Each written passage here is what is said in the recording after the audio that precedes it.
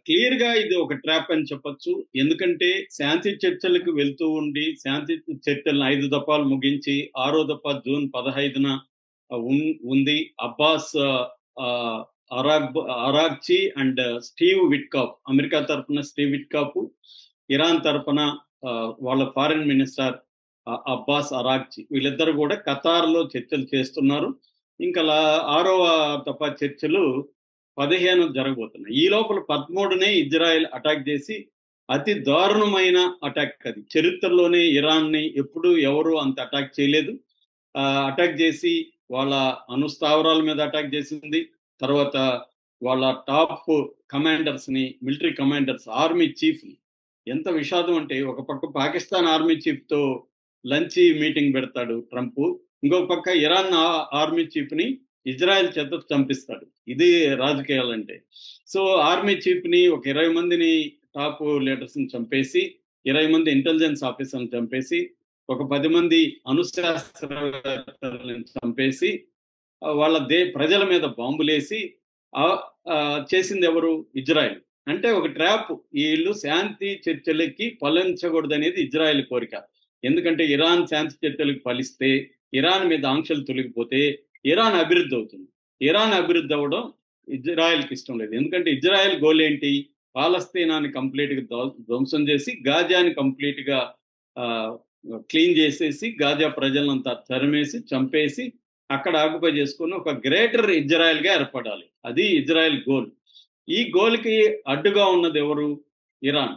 ఇరాన్‌కి బలమైన శక్తి ఉంది. అది దాదాపు 5,000 సంవత్సరాల చరిత్ర ఉంది ఇరాన్‌కి.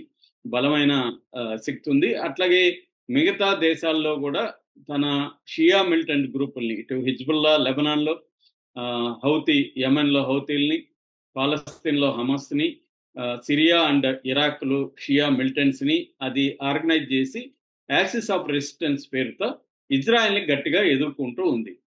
సో ఇరాన్‌ని గాని బలహీనపరిచేస్తే, ఇరాన్‌ని కూడా ఒక ఇరాక్ లాగా, ఒక సిరియా లాగా, ఒక లిబియా లాగా ధ్వంసం చేసి, అక్కడ తన అనుకూలమైన పప్పెట్ ప్రభుత్వాన్ని ఏర్పాటు చేసుకుంటే, తన గోల్‌కి తిరుగుండదనేది ఇజ్రాయెల్‌కి ఉంది.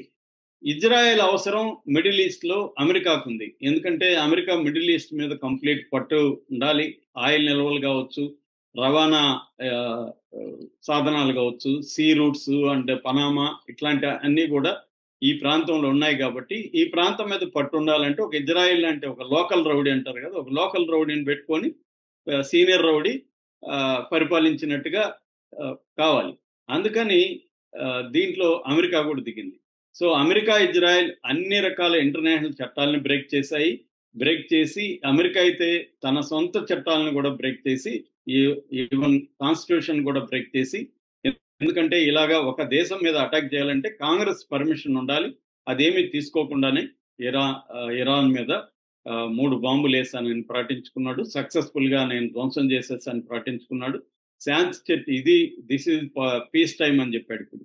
అంటే ఒక పక్క వాళ్ళ దేశంలో వాళ్ళ పర్మిషన్ లేకుండా ఒక సార్వభౌమ దేశంలోకెళ్ళి ఎప్పుడూ వేయని 13,600 కిలోల జీబీయూ 57 అనే బాంబుల్ని, 6 బాంబుల్ని అక్కడ వేసి, బంకర్ బస్టర్ బాంబుల్ని ధ్వంసం చేసి, ఇప్పుడొచ్చి శాంతికి రమ్మంటున్నాడు.